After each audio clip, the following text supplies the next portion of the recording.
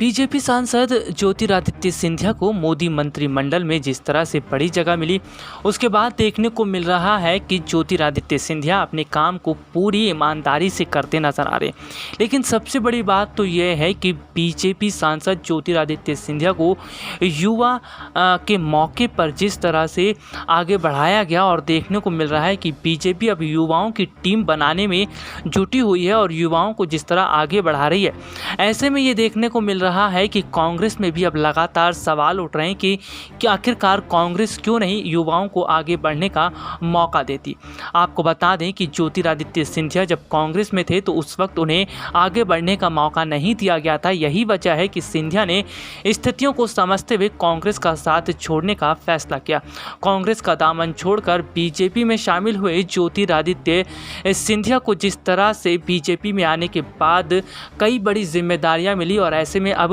मंत्री पद दिया गया, उससे अब सचिन पायलट को लेकर भी कई तरह की स्थितियां देखने को मिल रही है। दरअसल अगर बात करें तो दोनों ही युवा नेता हैं। हालांकि वो बात अलग है कि दोनों की राजनीतिक पार्टियां अब अलग हो चुकी हैं, लेकिन जिस तरह से देखा जाए तो सचिन पायलट ने भी काफ़ी समय से कांग्रेस का साथ दिया और कांग्रेस में रहकर जिस तरह पार्टी को मजबूत करने का कदम उठाया, लेकिन उसके बावजूद पार्टी आलाकमान सोनिया गांधी ने सचिन पायलट की जगह अशोक गहलोत को ज़्यादा तवज्जो दिया, उनको ज़्यादा अहमियत दी। यही बात अब सचिन पायलट के समर्थकों को खुलकर चुभने लगी है। दरअसल अगर बात करें ज्योतिरादित्य सिंधिया को मंत्री पद दिए जाने के बाद राजस्थान की राजनीतिक गलियारों में हलचलें तेज हो चुकी हैं। राजस्थान की राजनीति में जिस तरह से उथल पुथल देखने को मिल रही है और ख़ास तौर पर कांग्रेस में जिस तरह से स्थितियां अलग दिखती नजर आ रही है, उससे साफ पता चल रहा है कि इसका सीधा असर सचिन पायलट पर पड़ता दिखाई दिया है। भले ही ज्योतिरादित्य सिंधिया को बड़ी जिम्मेदारी मिली है, लेकिन सिंधिया को बड़ी जिम्मेदारी मिलने के बाद जिस तरह सचिन पायलट के खेमे में एक अलग हलचल देखने को मिल रही है, उससे पता चल रहा है कि सिंधिया को जो बड़ी जिम्मेदारी दी गई उससे सचिन पायलट के समर्थक क्या सोच रहे हैं। हालांकि अगर बात करें तो बीजेपी ने ज्योतिरादित्य सिंधिया को मंत्री पद देकर बहुत बड़ा दांव खेल दिया है। खबरें हैं कि जिस तरह से सचिन पायलट कांग्रेस पार्टी आलाकमान सोनिया गांधी और राजस्थान के मुख्यमंत्री अशोक गहलोत से नाराज दिखाई दे रहे थे और कुल मिलाकर देखा जाए तो जिस तरह से सचिन और सिंधिया के बीच ज़्यादा फासला तो दिखता नज़र नहीं आ रहा, लेकिन कहीं ना कहीं सिंधिया पर दांव खेलकर सचिन पायलट को तोड़ने की कोशिश की गई है। आपको बता दें कि सचिन पायलट की बेरुखी देखकर पार्टी आलाकमान ये विचार कर रहे हैं कि अगर कांग्रेस का दामन सचिन पायलट छोड़ देते हैं तो सचिन पायलट को भी पार्टी के अंदर बड़ी जगह दी जाएगी। दरअसल अगर बात करें तो राजस्थान में बीजेपी अपनी स्थिति तो मजबूत करने में लगी है, लेकिन इसके साथ ही साथ सचिन पायलट पर पूरा नज़र बनाकर रख रखा है। आपको बता दें कि सचिन पायलट भी फिलहाल हड़बड़ाते नज़र नहीं आ रहे और वो भी सोच समझकर काम कर रहे हैं, लेकिन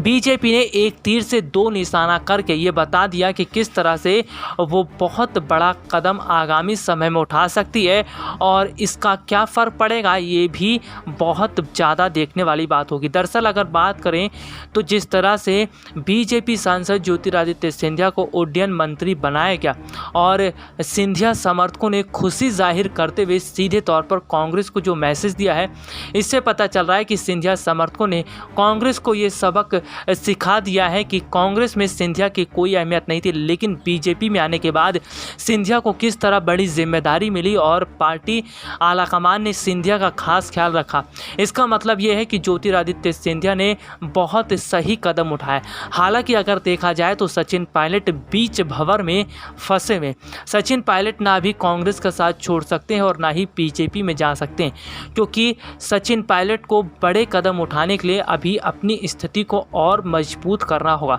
यही वजह है कि सचिन पायलट स्थितियों को समझ रहे हैं और फिलहाल वक्त का इंतज़ार कर रहे हैं। आपको बता दें कि अगर जैसे ही स्थितियां ठीक होती हैं और सचिन पायलट को लगता है कि वक्त ठीक है, तो ऐसे में सचिन पायलट भी बड़ा कदम उठा सकते हैं। दरअसल अगर बात करें तो बीते काफ़ी महीनों से सचिन पायलट अपनी बात रखते नज़र आ रहे थे और उन्होंने खुलकर ये कहा था कि उन्हें और उनके समर्थकों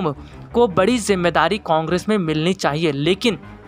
पार्टी आलाकमान सोनिया गांधी ने जिस तरह सचिन पायलट पर ध्यान नहीं दिया, तो वहीं राहुल और प्रियंका गांधी ने भी सचिन पायलट के साथ जिस तरह धोखा किया, यही धोखा सचिन पायलट और उनके समर्थक बर्दाश्त नहीं कर पा रहे। कुल मिलाकर अगर देखा जाए तो फिलहाल युवाओं की टीम जिस तरह से मोदी सरकार ने बनानी शुरू कर दी है और अपने मोदी मंत्रिमंडल में जिस तरह युवाओं को बड़ी जिम्मेदारी दी गई, इसका साफ मतलब ये है कि बीजेपी युवाओं के कंधों पर रखकर काम करना चाहिए। दरअसल अगर बात करें तो मौजूदा समय के अंदर जिस तरह देश के युवा मोदी सरकार से नाराज़ दिखाई दे रहे हैं और युवाओं को जिस तरह से मोदी सरकार से कई गिले शिकवे हैं, तो ऐसे में युवाओं की जो मुश्किलें हैं और युवाओं का जो पूरे तरह से गुस्सा है उसको कम करने के लिए मोदी सरकार काम करती नज़र आ रही है। यही वजह है कि ज्योतिरादित्य सिंधिया और अनुराग ठाकुर जैसे युवा चेहरों को बड़ी जिम्मेदारी दी गई,